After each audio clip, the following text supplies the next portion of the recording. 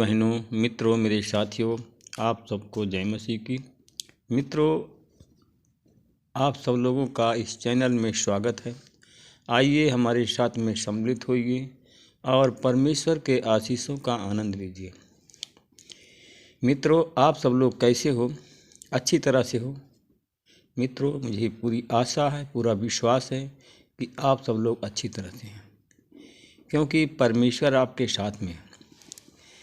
मित्रों, अगर परमेश्वर आपके साथ में न हो तो आप कैसे अच्छे रह सकते हैं?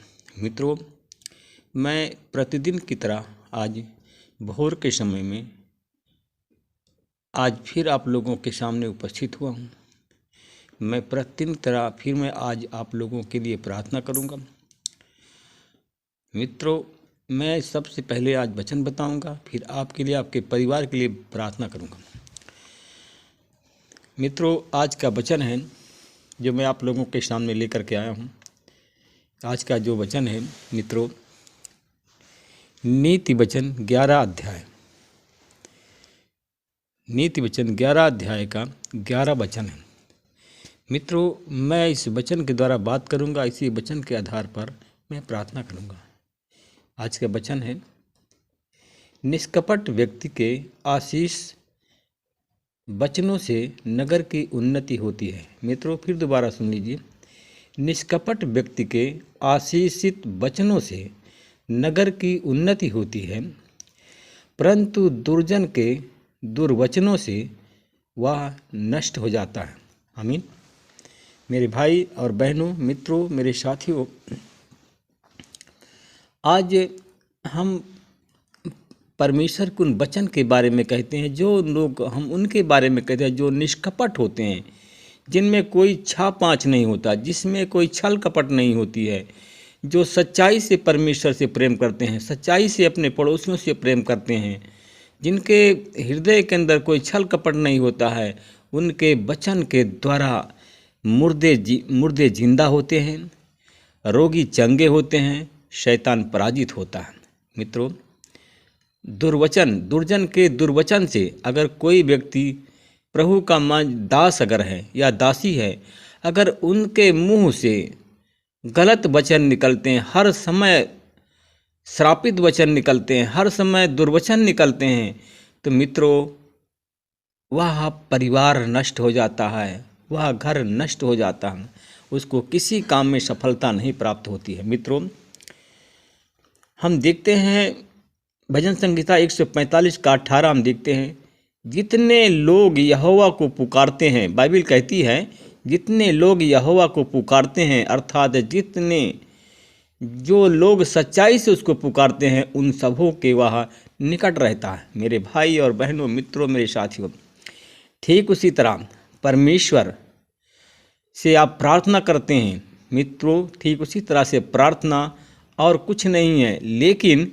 परमेश्वर जो हमारे साथ है, मित्रों, उसकी उपस्थिति में हम अपनी आंखें उठाएं, उनकी उपस्थिति में हमको अपनी आंखें उठाना है। मित्रों, हमको अपनी आंखें उनके सामने उठाना है और सब कुछ उस परमेश्वर के सामने खुल करके हमें कहना है। मित्रों, वह हमारी प्रार्थना सुनने के लिए बहुत उत्सुक है और वह बड़ी उत्सुकता के साथ में हमारी प्रतीक्षा कर रहा है। मित्रों, परमेश्वर प्रेमी परमेश्वर है, वह हमारी प्रार्थना सुनने के लिए बहुत उत्सुक है और बड़ी उत्सुकता के साथ में हमारी प्रतीक्षा कर रहा है। मित्रों, वह हर समय, चाहे सुबह हो चाहे रात में हो, वह हमारे आंसुओं को हटाने में हमारी मदद करता है। मित्रों, जब हम कष्ट में होते हैं, संकट में होते हैं, तो हमारे आंखों से आंसू गिरते हैं। मित्रों, वह हमारे आंसू को हटाने में हमारी मदद करता है। मेरे भाई और बहनों, मित्रों, मेरे साथियों, हम देखते हैं यीशु मसीह ने कहा था मत्ती का 18 का 20 में, जहाँ 2 या 3 मेरे नाम से इकट्ठा होते हैं, मैं उनके बीच में इकट्ठा होता हूँ। जो जहाँ 2 या 3 मेरे नाम से इकट्ठा होते हैं, वहाँ मैं उनके बीच में होता हूँ। मित्रों, मेरे भाई और बहनों, मित्रों, मेरे साथियों, क्या ही वह महान कलीसिया है, क्या ही वह महान चर्च है जहाँ यीशु मसीह, जहाँ परमेश्वर रहता है। मित्रों, क्या वह महान और क्या ही वह महान चर्च है, वह हमारा गांव है जहाँ पर यीशु मसीह हमारे साथ रहता है। चाहे किसी भी कारण हम उसे पुकारें। मित्रों, जब हम कलीसिया में जाते हैं, चाहे किसी भी कारण हम उसे पुकारें, पर हमारा परमेश्वर हमारे साथ रहता है। मित्रों, जब परमेश्वर हमारे साथ में रहता है तो हम जब पुकारते हैं तो परमेश्वर हमारी प्रार्थना को सुनता है। हम पुकारते हैं, मित्रों, जब हमारे पास रहता है तो हम पुकारते हैं और कहते हैं कि ओ परमेश्वर, मेरी मदद करने वाला कोई नहीं। हम पुकारते हैं, मेरी मदद करने वाला कोई नहीं। मित्रों, हम पुकारते हैं कि मेरे सभी रिश्तेदारों ने मुझे छोड़ दिया है, मेरे सारे परिवार के लोगों ने मुझे छोड़ दिया है, मैं बिल्कुल अकेला हूँ। मित्रों, जब ऐसी स्थिति में हम होते हैं, अपने आप को हम अकेला समझते हैं, अकेलापन महसूस करते हैं। मित्रों, आप इस तरह से आपने विलाप किया होगा। आप इस समय जब अकेला आप अपने आप को महसूस किया होगा तो आप अकेले में इसी तरह रो करके पुकारा होगा और शायद आप संकट में हैं। मित्रों, ऐसे समयों में हम उसको पुकारते हैं। मित्रों, क्या आप लोग भी अपने आप को अकेला समझते हैं? अगर आप अपने आप को अकेला समझते हैं मित्रों, तो ऐसे समय में हम उसे पुकारते हैं और आप उस समय उसे पुकारें। परमेश्वर के नाम से अगर आप आराधना करते हैं और उसकी उपस्थिति को खोजते हैं जो आपके पास में है, मित्रों, वह प्रेम से इशारा करके कहता है, आपसे कहता है मित्रों कि मेरे पास आओ, मेरे बेटे, मेरी बेटी, मेरे पास आओ। कहता, मेरी बेटी, मेरा बेटा, मेरे पुत्र, हे सब परिश्रम करने वालों, बोझ से दबे हुए लोगों, मैं तुम्हें आराम दूंगा। मित्रों, 11 अध्याय मत्ती का 11 का 28 में हम देखते हैं। अगर मित्रों, यदि आप उसे जब पुकारेंगे या उसे खोजेंगे और उस पर पूरा भरोसा रखेंगे तो आप सब आशीषित होंगे, आप सबका परिवार आशीषित होगा और आप सब बचाए जाएंगे। मित्रों, आइए हम सब लोग आशीषों को पाने के लिए हम मनन करें। जब हम परमेश्वर की उपस्थिति में जाएं, जब हम लोग परमेश्वर की उपस्थिति में जाएंगे तभी हम आशीष को पा सकते हैं। मित्रों, आइए हम लोग परमेश्वर की उपस्थिति में जाएं, हम उस आशीष के लिए मनन करें जो आशीष हम चाहते हैं। मित्रों, निष्कपट व्यक्ति के आशीषों के निष्कपट व्यक्ति के आशीषित वचनों से परिवार की उन्नति होती है, घर की उन्नति होती है, नगर की उन्नति होती है। मित्रों, अगर उन्नति करना है, अपने परिवार की उन्नति चाहते हैं, अपने बेटा की उन्नति के चाहते हैं, अपने बेटियों की उन्नति को चाहते हैं, अपने धंधे की उन्नति चाहते हैं, तो आइए हमारे साथ में जुड़िए और प्रार्थना में सम्मिलित हो जाइए। अनुग्रहकारी दयालु पिता परमेश्वर प्रभु यीशु मसीह में आपका धन्यवाद करते हुए आज इस भोर के बेला के समय मैं नम्र और दीन होकर के प्रभु आपके चरणों में आता हूँ। इस सुंदर समय के लिए मैं धन्यवाद करता हूँ। आज भोर की सुंदर बेला के लिए मैं धन्यवाद करता हूँ कि प्रभु आपने हमको सुरक्षित रखा, हमारे परिवार को सुरक्षित रखा, हमारे पत्नी बच्चों को सुरक्षित रखा। प्रभु जी, मैं आपका धन्यवाद करता हूँ। कितने लोग आज बीमार हैं, कितने लोग सो गए हैं, कितने लोग दर्द पीड़ा से, प्रभु आपने हमसे प्रेम किया, हमारी प्रतीक्षा, हमने जो प्रतीक्षा की, हमारी प्रतीक्षा को सफल किया, आशीषित किया। हम धन्यवाद करते हैं प्रभु जी, बचाया, हम आपका धन्यवाद करते हैं प्रभु जी। प्रभु जी, मैं धन्यवाद करता हूँ, आपसे विनती प्रार्थना करता हूँ। प्रभु जी, मैं आज ऐसे ही लोगों को देखता हूँ परमेश्वर पिता, जिनके साथ में आप हैं। आज भोर के समय हमारे भाई लोग कुछ प्रार्थना में हैं। परमेश्वर, आपको वो लोग खोज रहे हैं, वो लोग इस समय आपको पुकार रहे हैं। मित्रों, अगर आप लोग इस समय भोर के समय सच्चाई से आप पुकारते हैं तो परमेश्वर आपके निकट है।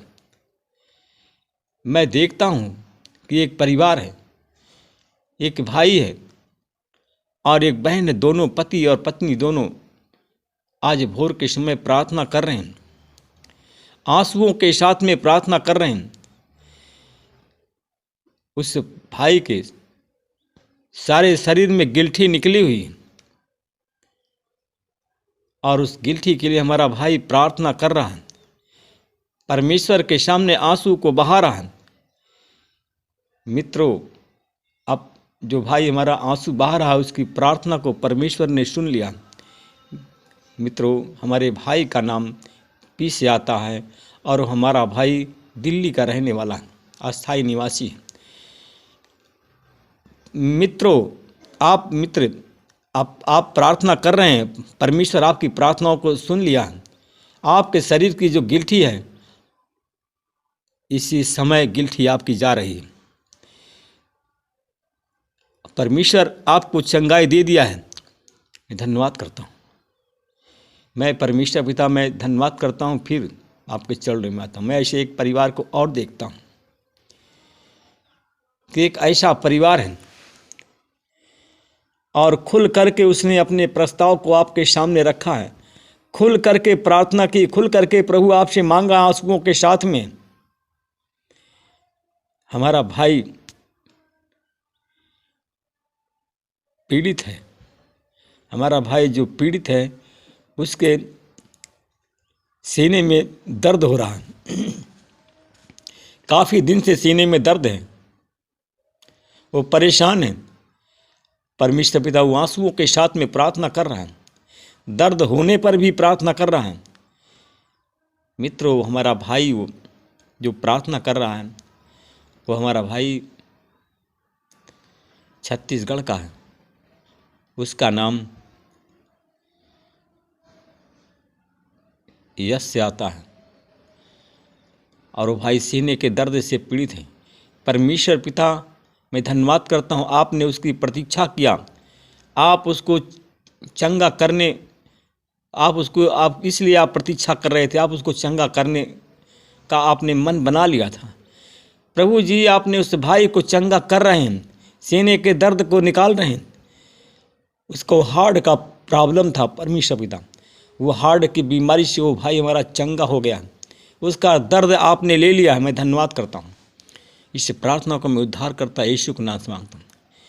मैं परमेश्वर पिता उन भाई और बहनों के लिए प्रार्थना करता हूँ जो लोग शुगर के रोग से पीड़ित हैं, थायराइड के रोग से पीड़ित हैं, रसौली है, बंद पेट में गैस है, उन सारी बीमारियों को तेरे क्रूस पर देता हूँ, चंगाई देता हूँ। उन भाई और बहनों के लिए प्रार्थना करता हूँ, उन गरीब परिवारों के लिए जो जिसकी आप प्रतीक्षा कर रहे हैं, देने जा रहे हैं। ऐसे गरीब 5 परिवार हैं, DONP और C इत्यादि नाम हैं। इनकी गरीबी आप दूर करने जा रहे हैं। मैं धन्यवाद करता हूँ। ये हमारे भाई,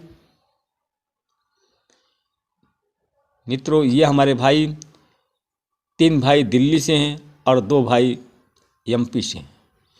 इन पर आपने कृपा की, आपने दया की, इनकी गरीबी को दूर कर दिया। मैं धन्यवाद करता हूँ। इस प्रार्थना को उद्धार करता प्रभु यीशु मसीह के नाम से मांगता हूँ, आमीन। मित्रों, मैं आखिरी में एक सूचना आपको देता हूँ। मित्रों, इसी हफ्ते में बुधवार के दिन एनाइंटन तेल की प्रार्थना है, आने वाला आज के 8 दिन के बाद। मित्रों, आज 18 जनवरी है। मित्रों, और 26 जनवरी को एनाइंटिन तेल की प्रार्थना है। आप सब लोग इस प्रार्थना में उपस्थित होकर के आज एनाइंटिन तेल लेकर के परमेश्वर के आशीषों का आनंद लें। आमीन।